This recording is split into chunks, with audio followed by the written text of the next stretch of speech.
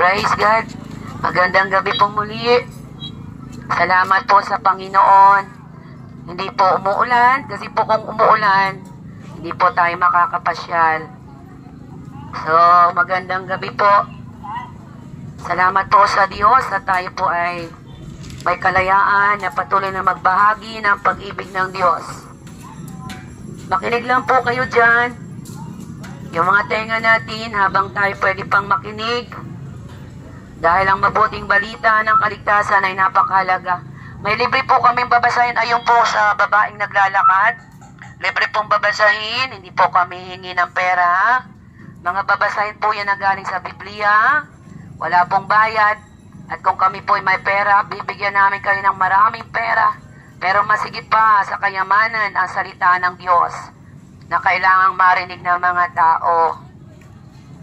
Huwag po kayong mabibingi sa amin. Kasi ang dala naman po namin ay mabuting balita ng kaligtasan. Ano po? Napakahalaga lamang po na ibahagi ang mabuting balita ng kaligtasan.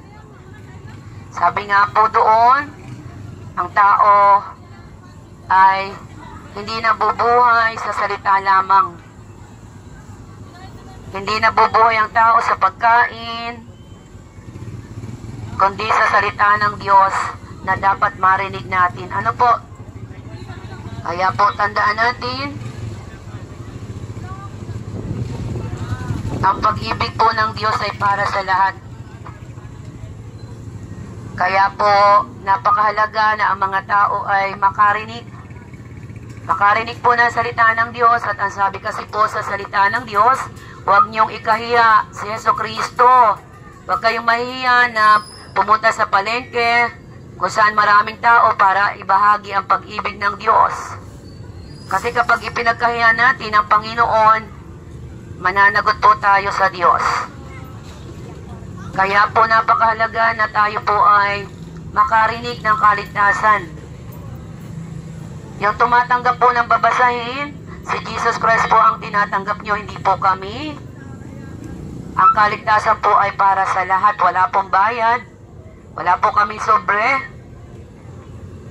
Ang utos po ng Diyos sa Mateo 28, humayo kayo, ibahagi ang salita ng Diyos upang ang mga tao ay makarinig, upang matupad ang nasusulat sa Mateo 24, kapag ang mga tao, every nation, ay nakarinig na ng kaligtasan, babalik na po ang Panginoon.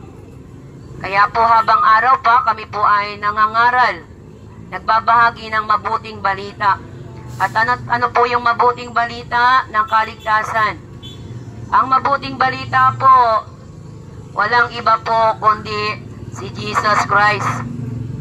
Tandaan po natin, sa isang araw, ngayon ay buwan ng December. At kapag buwan ng December, ang mga tao po ay abalang-abala. Sila po ay nagdidekorasyon ng mga tahanan, nag-iipon ng pera para po pagdating ng 24, 25, meron po silang pagsasalo-saluhan, may mga regalo, may mga ipapakain sa mga bisita, may ireregalo sa mga inaanak, may mga pagsasalo-saluhan. Subalit, nawa po sa araw ng Disyembre, bagamat hindi na po nasulat sa Biblia ang tunay na kapanganakan ni Jesus, kasi po yung December 25, hindi po yun ang kapanganakan. Pero dahil po pinagkasunduan ng unang panahon, kaya po naging tradisyon na po na every December 25, sineselebrate ang Christmas. Ano po? Pero kung tayo po ay nagbabasa ng Biblia, hindi na po natala kung anong araw, anong buwan, anong taon ipinanganak si Jesucristo. Pero sabi nga nung iba, ang mahalaga, pinapasalamatan natin dahil ipinanganak si Jesucristo para maging tagapagligtas natin. Ano nga po ba ang diwa ng Christmas? Ang tunay po na diwa ng Christmas, it's about Jesus Christ. Bakit po baga ipinanganak si Yesu Kristo? Bakit siya isinugo ng Diyos Ama dito sa mundo? Para po siya ay maging tagapagligtas ng tao. Ayon po sa Mateo 1:21, isinugo si Yesu Kristo dito sa lupa, ipinanganak ni Mariang Berhen para po magkaroon ng kaligtasan ng mga tao. So yun po yung magandang plano ng Panginoon para sa mga tao. Iligtas po tayo. Kaya po, napakahalaga na ang mga tao ay makarinig ng kaligtasan. Hindi naman po ako malakas ang boses, kaya wag po kayong mabibingi ha. At saka po salita ng Diyos ang aming pinapamahagi. Hindi po ako dito nagmumura. Salita po ng Diyos ang aming binibigay sa inyo para po maligtas po ang mga tao. Hindi nyo po kami kailangang itaboy kasi kapag tinataboy nyo kami, ang itinataboy nyo si Jesus Christ na nagsugo sa amin, na nag-uutos na humayo kayo naman, magbahagi ng kaligtasan. At saka po, mahal na mahal po tayo ng Panginoon. Kaya open nyo lang po yung inyong puso, open your heart, para po yung salita ng Diyos ay magmanifest sa bawat isa. Lalo na po yung hindi pa Christian. Pero yung mga Christian na po dyan, manatili po tayo na manampalataya kay Kristo kasi po, para po maranasan natin yung regalo ng Diyos na buhay na walang hanggan. Salamat po sa Panginoon. Napakabuti po ng Diyos. Hindi po nagmamaliw ang pag-ibig ng Diyos. Mahal na mahal po tayo. Kami po ay nandito para po kayo ay bigyan ng mabuting balita. Tandaan niyo po, yung pinapamigay namin ay galing sa Biblia. Ano po? Basahin niyo po yan. Huwag niyo pong itatapon. Kasi po salita ng Diyos yan. Salita po ng Diyos ang nakalagay dyan na. Galing po sa Biblia. At alam niyo po ba sabi sa Biblia, yung mga tao na nire-reject yung babasahin na ganyan, si Jesus Christ po ang nire-reject. Hindi po kami ha. Kami po ay tagapagsalita lamang. At kaya po hindi po religion ang dala namin, kundi kaligtasan. Tama ka po ma'am. Kaligtasan po ang dala namin. Kasi sabi doon, kung walang magbabahagi ng kaligtasan, sinong makakarinig? At kung wala namang isusugo ang Panginoon, paano po yun? Kaya po, napakahalaga na ibahagi ng kaligtasan. Kaya po sabi doon, tandaan po natin, sa John 3:16, sino po ang may kabisado ng John 3:16 dyan? Yung may memory verse. May mga memory verse. Yan, mga teenagers, sino ang mga may memory verse sa inyo? Sino pong may mga Bible sa inyong mga tahanan? Alam niyo po, mapalad yung may mga Bible sa tahanan. Alam niyo kung bakit? Kasi yun ay salita ng Diyos. At yung salita ng Diyos, napakahalaga na basahin natin. Kasi kapag binabasa natin ang salita ng Diyos, lalakas po ang kaluluwa natin. Kasi po yung kaluluwa natin nangangailangan ng pagkain na salita ng Diyos. Yun naman katawan po natin, yan po ay kakain ng 3 times a day. May merienda pa, yung masasarap na pagkain na yan. Yan ay para sa physical na katawan. Pero mayroong special na food para sa mga kaluluwa ng tao. That is the Word of God. Because the Word of God is alive. Ang salita po ng Diyos ay buhay. Kaya po, ayan, may mga babasahin kami dyan. May Bible na Tagalog. Yung gusto po, yung willing, libre po yan. Hindi po kami nanghihingi ng pera ha. Wala po kaming perang hinihingi sa inyo. Kami po yung nagbibigay sa inyo ng pag-ibig ng Diyos para maranasan nyo po ang regalo ng Diyos. Alam niyo po ba, sabi sa John 3:16, may regalo po ang Diyos Ama. At sino po ang regalo ng Diyos Ama? Si Yesu Kristo po. Kaya po si Yesu Kristo, ipinanganak ni Mariang Berhen para po sa iyo at sa akin. Isinugo po si Jesus Christ upang ang isang tao na kilalanin si Jesus manampalataya kay Jesus, bibigyan po niya ng buhay na walang hanggan. Once na tinanggap pala natin si Jesucristo bilang Diyos natin na tagapagligtas, personal, bibigyan niya po tayo ng regalo. Ano po yung regalo ni Jesus Christ sa iyo? Buhay sa langit. Eternal life. Why? Pansamantala lang po ang buhay natin dito, ha? Lahat po tayo mamamatay. Pansamantala lamang po. Kaya po habang tayo nasa lupa, napakahalaga na matanggap natin yung regalo ng Diyos Ama. Sino na po yung natanggap ang regalo ng Diyos Ama?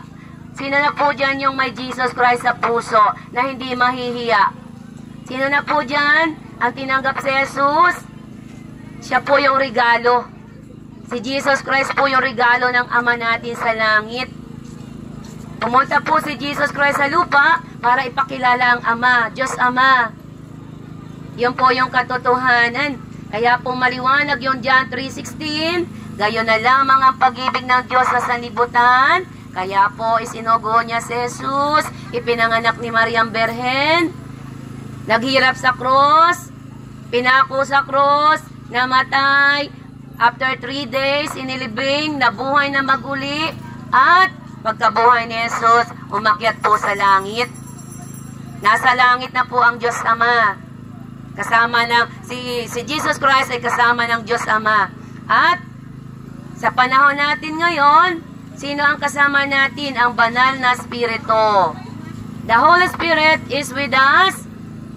Siya po yung kasama natin ngayon sa panahon natin. Kaya po sabi doon, sambahin nyo ang Diyos sa Espiritu at katotohanan. Huwag po nating sasambahin ang Diyos sa mga rebolto, mga gawa ng kamay ng tao, ayon sa Exodo 20. The Bible said po, ha? Read your Bible. Exodus, it is written there. Do not worship the idol. Whatever na ginawa ng kamay ng tao, wag na wag po nating sasambahin. Kasi nga po, ang Diyos natin ay Espiritu. Sambahin natin ang Diyos sa Espiritu at katotohanan. Kasi ang Panginoon ay Espiritu. Yun po ang pinaparating ng Panginoon para sa lahat.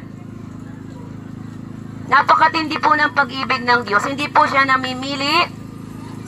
Kahit sino po ikaw, kahit sino tayo, kahit gaano tayo kakasalanan, kapag tayo po ay nagsisi at lumapit sa Diyos, tayo po ay patatawarin. Tandaan po natin, ang Panginoon po ay pag-ibig. Mahal po tayo ng Diyos. Ayaw po ng Panginoon na tayo mapahamak. Kaya lamang po, may problema. Ano po yung problema? Sabi po sa Roma 3:23, ang lahat ng tao makasalanan. So kapag sinabing lahat ng tao makasalanan, lahat po tayo doon, ha? Kasama po ikaw, ako. Kapag sinabing lahat tayo makasalanan, lahat po yun. Hindi tayo nakarating sa kaluwalhatian ng Diyos. Kaya po, gumawa ng solusyon ng Diyos Ama na isugo si Jesus para po tayo ay makasumpong ng kapatawaran. Kaya po napakahalaga na tayo po ay makipagkasundo sa Diyos Ama. Isinugo si Jesus dito sa lupa para ipakilala ni Jesus Christ ang Diyos Ama sa mga tao. Kilala niyo po ba ang Diyos Ama natin? Sino po ang may kilala sa Diyos Ama? May mga tao po kasing naniniwala na si Jehovah lang. May naniniwala naman na hindi si Jesus Christ. O may naniniwala, wala namang naniniwala na si Holy Spirit is God. Kailangan po natin na paniwalaan na may Diyos Ama sa langit. At yung Diyos Ama ang nagsugo kay Jesus Christ para ibahagi ang pag-ibig ng Diyos. Kaya po hindi po relihiyon ang dala namin. Kahit anong relihiyon mo, hindi ka po noon madadala sa langit. Only in the name of Jesus Christ, every knee shall bow. Every tongue confess that Jesus is the Lord. Kaya ito na po yung panahon na i-confess natin na si Jesus Christ. Kaya po may celebrate ng Christmas. May mga taong hindi naniniwala sa Christmas. Pero tandaan po natin, ipinanganak po siya para sa iyo at sa akin kasi mahal na mahal ka po ng Diyos. Ipinanganak si Jesus Christ sa lupa para sa iyo at sa akin, para makasumpong po tayo ng kaligtasan. Ipinapakilala ng Diyos Ama si Yesu Kristo. Pinapakilala si Jesus Christ is the light. Si Jesus Christ po pala yung ilaw, yung liwanag na isinugo sa mundo, pero ang tao gusto kadiliman. Why? Kasi ayaw nilang malaman ang kanilang ginagawa sa kadiliman. Gustong natatago. Mas ginusto ng tao yung kadiliman kaysa kay Jesus Christ. Mga born again na kayo, anak? Born again na kayo? Oh, you must be born again to see the kingdom of God. Kung kayo born again na, ibahagi nyo sa school. Huwag mahihiya para maligtas yung mga kaklase nyo, ha? The Bible said, kapag ikinahiya natin si Jesus Christ, ikakahiya tayo ng Diyos Ama sa langit. Ibahagi nyo, anak. Kung may mga born again Christian dyan, huwag po kayong mahiya na ibahagi yan sa kaklase nyo, sa ka-office mate nyo, sa mga bahay nyo. Bakit? Kasi para pagdating ng panahon at humarap na tayo sa Lord, hindi tayo mahihiya sa Diyos na ikaw pala ay born again Christian, hindi mo binahaginan yung kaklase mo. Kaya napunta sa impyerno kasi hindi mo binahaginan. May langit at impyerno pala. Kaya po kami nagbabahagi sa inyo ng kaligtasan. Para pagdating ng panahon, wala kayong maikakatwiran na walang nakarinig, walang nangaral. Sa mga kalye po may nangangaral. Yun po yung katotohanan para lahat ng tao maligtas. Gustong-gusto po ng Panginoon lahat ng tao maligtas. Alam niyo po ba ang nangyayari sa mundo? Kagaya doon sa Amerika. May naglalabasan na hindi mo alam, mga flying object, mga UFO, mga drones. Nagtataka sila. Why? Kasi we're living in the last days. Babalik ang Panginoon sa rapture. Nakaready po ba tayo pag bumalik ang Diyos sa rapture? Maayos na po ba ang relationship natin with the Lord? Kinilala na po ba natin si Jesus bilang Diyos at tagapagligtas ng ating buhay, personal? Kung hindi pa po natin tinatanggap ang Panginoon, kailangan po nating tanggapin habang hindi pa siya bumabalik. Kasi pag bumalik na po ang Panginoon, wala na po ang kaligtasan. Ang kaligtasan po ay ngayon. Ang kaligtasan po ay ngayon. Kaya tandaan po natin, binibigyan po tayo ng pagkakataon na magsisi para tayo ay maligtas. Napakahalaga po na marinig natin ang kaligtasan ng Diyos. Kasi yun po yung utos ng Panginoon. Ibahagi si Kristo. Kasi ang pag-ibig ng Diyos para sa lahat, hindi po namimili ang Panginoon. Mahal na mahal po tayo ng Diyos. Kaya lamang, kahit mahal na mahal tayo ng Panginoon, maliban po tayo ay lumapit sa Kanya, kinilala natin po siya, hindi po natin mararanasan yung buhay sa langit. Totoo pong may buhay sa langit, ha? Mayroon din sa impyerno. Kaya po habang nasa lupa tayo po ay magsipaghanda. Ano po? Wala na po kaming mga libreng babasahin at Bible. Makinig na lang po kayo ng salita ng Diyos para po ang salita ng Diyos mismo ang mangungusap sa inyo. Kasi the Word of God have the power to change people's lives. Ang salita ng Diyos ay may kapangyarihan na baguhin ang ating mga buhay. Salamat po sa Panginoon. Tandaan natin, isinugo si Yesu Kristo sa mundo para tayo ay magkaroon ng kaligtasan. Kaya po, binabahagi namin. Sabi po sa John 14:6, Jesus is the only way, the truth, in the life. Walang makakapunta sa langit maliban, kilalanin mo, tanggapin mo si Kristo bilang personal natin tagapagligtas. Kaya po kami nananawagan, now is the day of your salvation. Baka bukas, huli na, mag-isip-isip po tayo. Habang tayo malakas pa, habang tayo ay malinaw pa, ang mata, ang isip, at kaya pa nating tanggapin ang Panginoon. Darating po ang panahon, tatawag kayo sa Lord, wala na po. Dahil huli na. Kaya po it's time to come back to Jesus Christ. Now is the day of your salvation. Do not be hard in your heart. Huwag po nating patigasin ang ating puso kasi ang pag-ibig ng Diyos ay kumakatok sa inyo. Kumakatok po ang Diyos sa inyo mga puso. Sabi sa Revelation 3:20, kumakatok ako sa puso mo. Kapag binuksan mo ang puso mo, pinapasok mo si Jesus Christ, kasama kang sasalo sa kanyang hapag at makakatanggap ka ng pangako na buhay na walang hanggat. Napakaganda po. Ama, sa pangalan ni Jesus, salamat po sa mga tao na to na nakarinig. Ang trabaho lang po namin ay magsalita. Ikaw po ang nagkukonvict sa tao. Ikaw po ang nagliligtas. Nawa po yung mga salita ng Diyos na narinig nila ay magtimo. At kahit isa, natatanggapin ka, tuwan-tuwa ang mga anghel sa langit. Kaya salamat po, Ama, hindi po umulan. Napakabuti mo, Panginoon. Pinapakinggan mo ang panalangin ng matuwid. Salamat po ng marami. Napakabuti mo. Sa kabila po ng mga trahedya na nangyayari sa bawat sulok ng mundo, lindol dini, baha doon, sakuna dini, kung ano-anong nangyayari, pero nandun yung pag-ibig mo. Kaya po, sa gabing ito, salamat po. Pagpalain po ang mga tao, naglalakaran, ingatan mo po sila, at yung may mga tindahan, pagpalain mo po. We need one another para mabuhay physically. Pero we need a spiritual life so that we receive salvation from you, God. Pagpalain po ang mga taong ito, Ama. At ikaw na po ang patuloy na gumawa at kumilos sa Kanya. We decree and declare, Lord, ng pagpapala sa lugar na to ay maranasan ng bawat isa. Maraming salamat po. All the glory belongs to you, Father. In Jesus' name I pray. Amen. Salamat po sa pakikinig nyo. Purihin ang Diyos. Salamat po.